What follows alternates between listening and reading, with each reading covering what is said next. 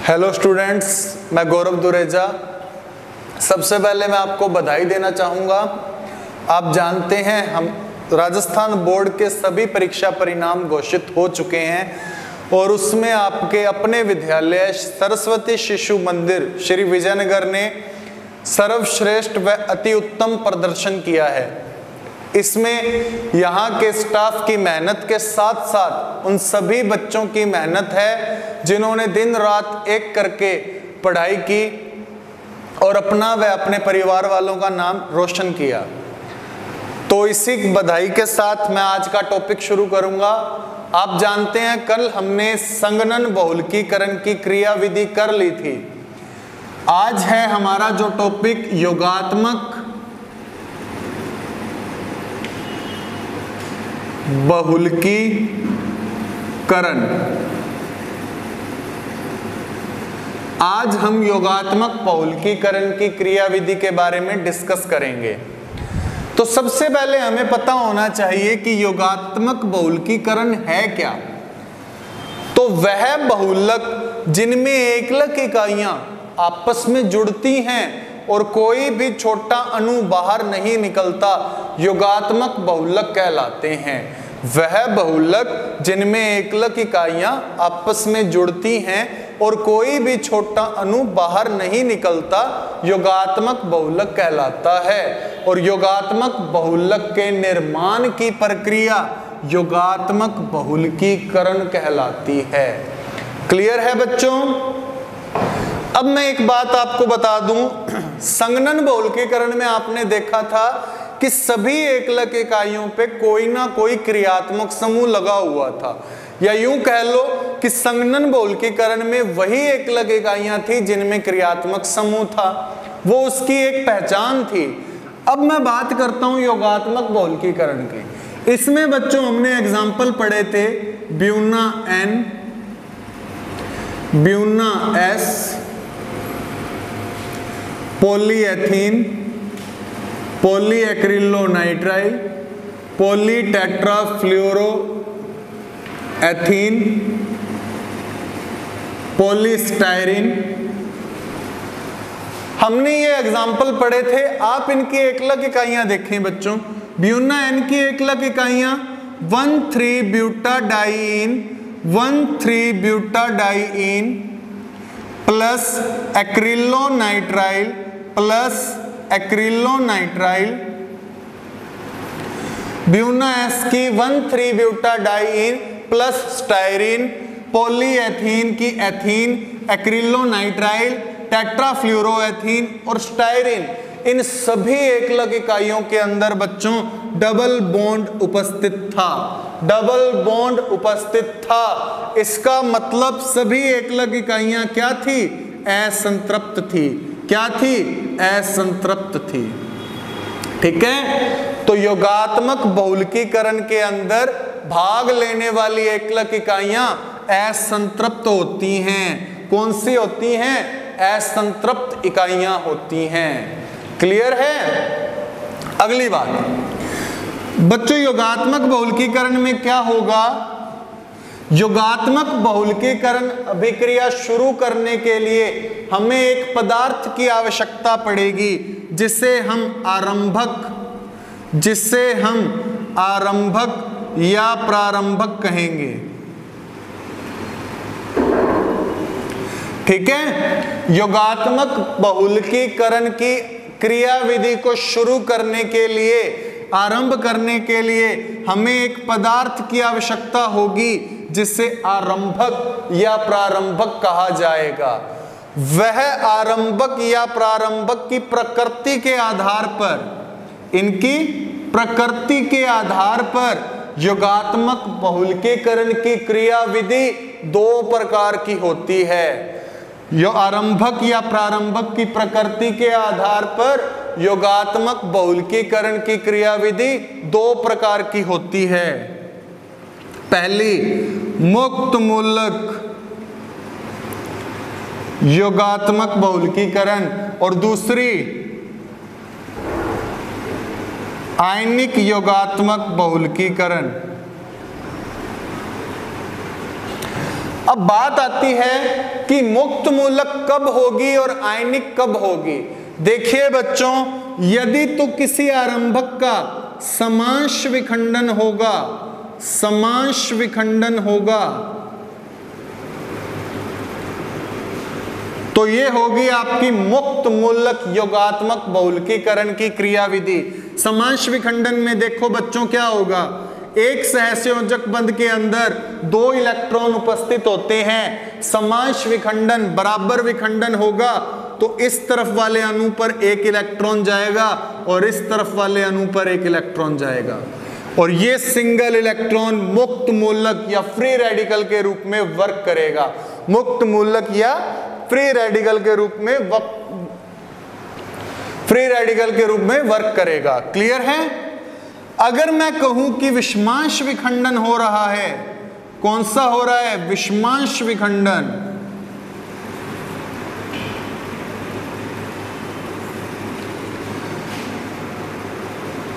यहां पर एक अणु है, यहां पर एक अणु है BAB। जो अधिक विद्युत ऋणी होगा, जो अधिक विद्युत ऋणी होगा, दोनों इलेक्ट्रॉन उसकी तरफ चले जाएंगे, तो वहां पर माइनस और दूसरे पर प्लस आ जाएगा, आयन बन जाएंगे, तो यहां पर आयनिक योगात्मक बहुलकीकरण होगी। क्लियर है बच्चों?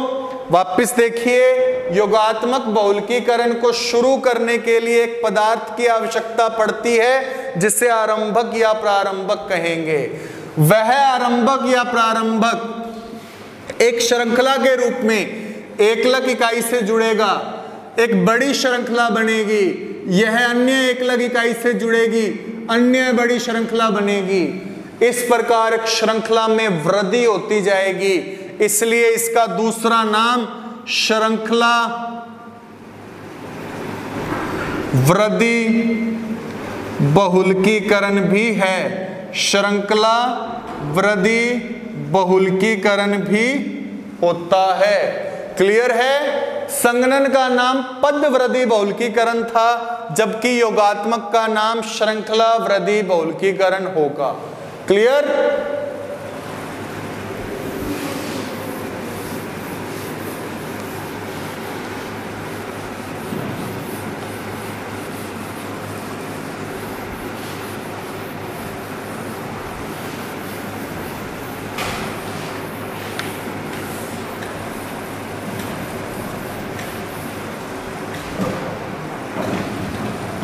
अब हम बात करते हैं मुक्त मूलक योगात्मक बहुलकीकरण की।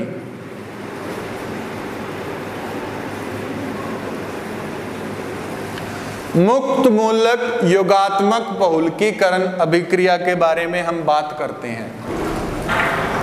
तो देखो बच्चों, मुक्त मूलक में क्या होगा? देखो, इसमें आरंभक या प्रारंभक के रूप में यूज किया जाता है बच्चों बेंजोइल पेरोक्साइड का। किसका? बेंजोइल पेरोक्साइड का यूज किया जाता है। C6H5C double bond O C double bond O C6H5। ठीक है?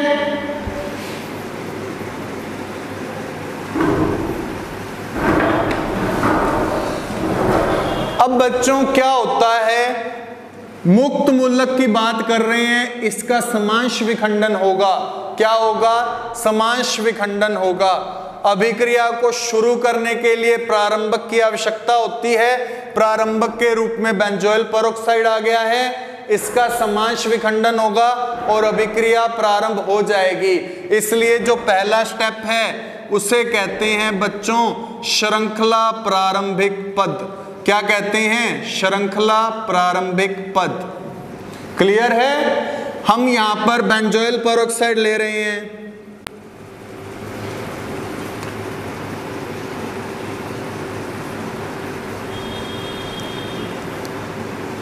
समांश विखंडन सम अंश बराबर अंश में टूटेगा। C6H5 C6H5CO COOO।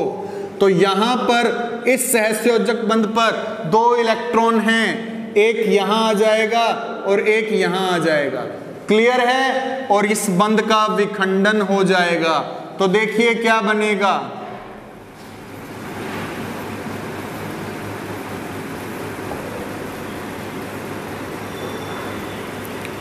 ये देखिए बच्चों, मुक्त मूलक तैयार हो चुका है। अब बात आती है, श्रृंखला प्रारंभ हो गई है क्या? नहीं हुई है। क्यों नहीं हुई है? देखिए, मान लीजिए बच्चों हमने पॉलीएथीन का निर्माण करना है, तो इसकी एकलक इकाई क्या होगी? एथीन। क्या होगी? एथीन। आपको मैं बता दूं बच्चों, अभिक्रिया को प्रारंभ करने के लिए कम से कम एक एकलक इकाई चाहिए ही चाहिए।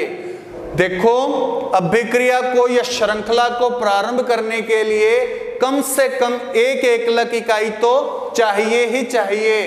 इसलिए हम एक एकलक इकाई एथीन का यूज इसमें करेंगे। जो आपको मुक्त मूलक मिला है वहां पे आपको एक एथीन के साथ अभिक्रिया करवानी है, क्योंकि श्रृंखला प्रारंभ करने के लिए एक एकलक इकाई बिल्कुल चाहिए होगी हमको। ठीक है, यहां देखिए बच्चों, दो बंध हैं, एक पाई है और एक सिग्मा है। S for sigma, S for single, S for strong. अर्थात जो सिंगल बंध है वही सिग्मा बंध है, और जो सिग्मा बंध है वो स्ट्रॉन्ग बंध है। इसलिए पाई बंध टूटता है, ना कि सिग्मा। कौन सा टूटता है? पाई। पाई बंध पर दो इलेक्ट्रॉन हैं, समांश विखंडन होगा, एक इस कार्बन पर और एक इस कार्बन पर। कुछ भी नहीं करना, सेम का सेम लिख देना है। देखो, C6H5C डबल बॉन्ड O मुक्त मूलक। क्लियर है ना? और यहां लिख दिया मैंने CH2।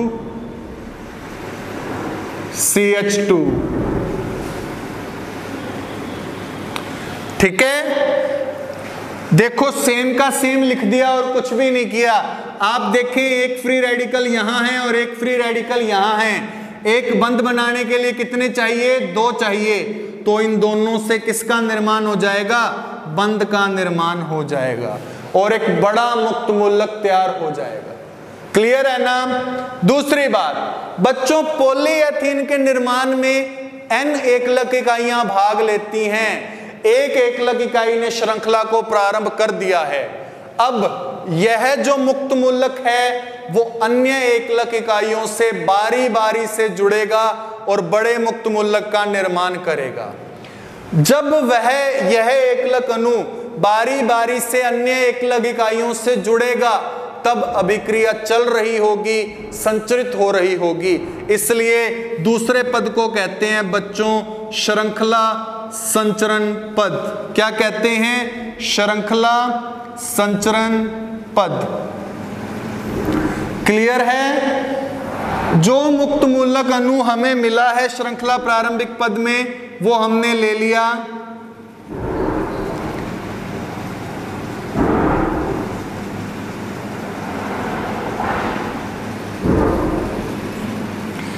अन्य एकलक इकाई ले ली।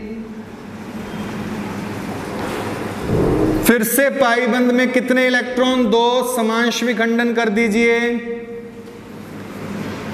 सेम का सेम लिख दीजिए।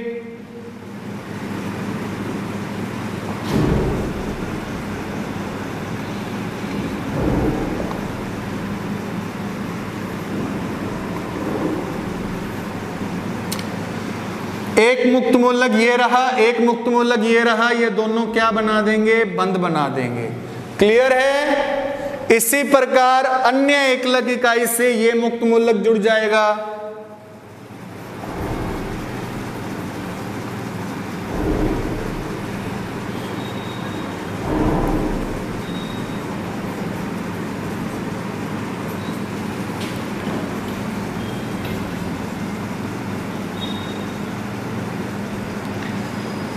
फिर से वैसे ही समांश विखंडन और आगे अभिक्रिया जुड़ रही है।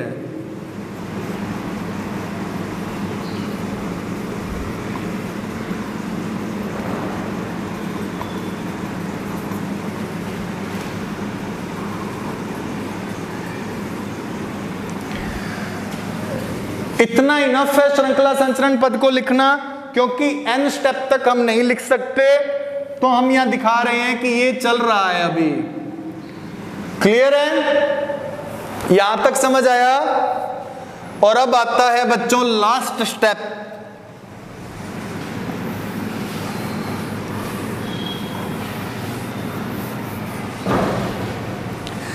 जब सभी एकलक इकाइयां जुड़ जाएंगी, समाप्त हो जाएंगी, जब सभी एकलक इकाइयां जुड़ जाएंगी, समाप्त हो जाएंगी, तब यह स्टेप भी समाप्त हो जाएगा और पद का नाम होगा श्रृंखला समापन पद।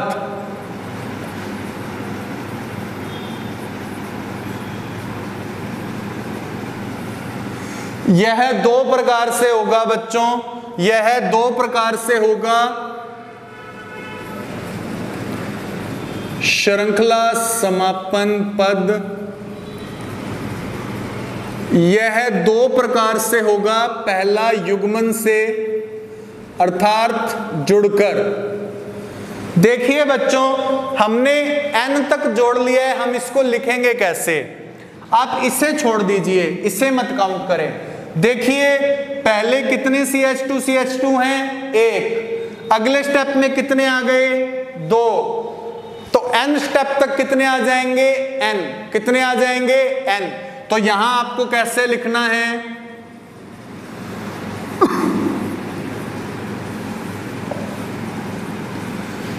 n लिख देना है।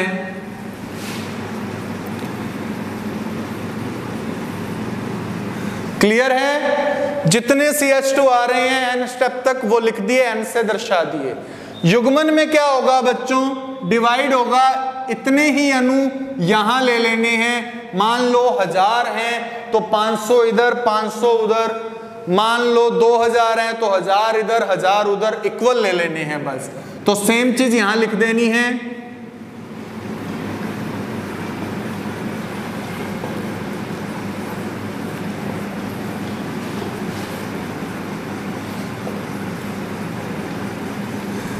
बस अंतर कहां करना है? यहां N1 लिख देना है, यहां N2 लिख देना है, और कुछ भी नहीं। देखिए एक मुक्त मूलक ये रहा, एक मुक्त मूलक ये रहा, दोनों मुक्त मूलक से क्या बन जाएगा? बंध बन जाएगा। क्लियर है ना? तो देखिए स्टेप समाप्त होता है ऐसे।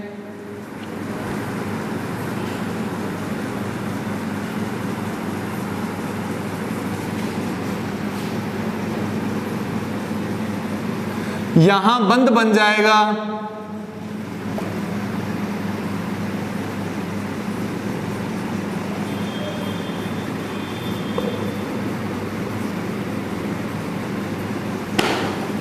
क्लियर है? यह युग्मन इस तरह से हो जाता है, श्रृंखला समाप्त हो जाती है। ठीक है। पार्ट बी, दूसरे तरीके से कैसे समापन करना है।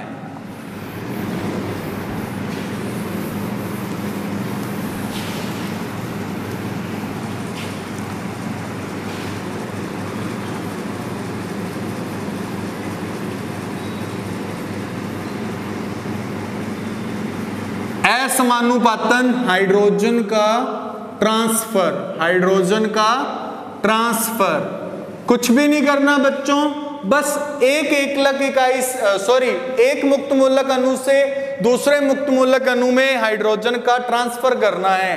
ये चीज तो सेम ही लिखनी है, लिख दीजिए।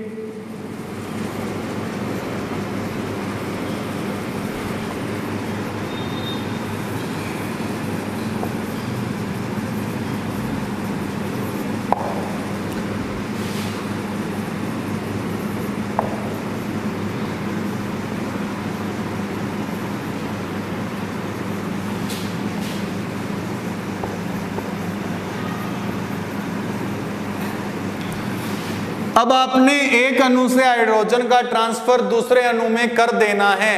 देखिए कैसे करेंगे। दोनों में से किसी मर्जी मुक्त मूलक के साथ वाले कार्बन का हाइड्रोजन का ट्रांसफर, मुक्त मूलक के साथ वाले कार्बन के हाइड्रोजन का ट्रांसफर मुक्त मूलक वाले कार्बन पर कर देना है। क्लियर है ना? देखिए क्या बनेगा।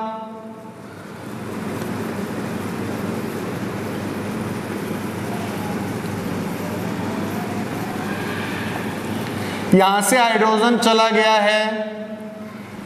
अब देखिए एक बंद इस कार्बन का खाली है, एक बंद इसका, तो यहां डबल बॉन्ड लगा दीजिए। वैलेंसी पूरी हो जाएगी तो मुक्त मूलक नहीं लगाना। देखिए मुक्त मूलक सिर्फ उन्हीं कार्बन पर लगा है जहां पर कार्बन की वैलेंसी नहीं पूरी, यहां वैलेंसी पूरी तो मुक्त मूलक नहीं लगाना, ठीक है। और इस हाइड्रोजन का ट्रांसफर हो गया है इस कार्बन पर, तो ये CH3 हो जाएगा, बाकी सेम का सेम।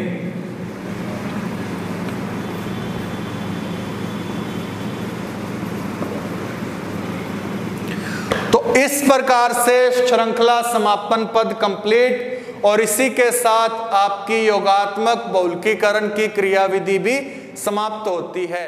धन्यवाद।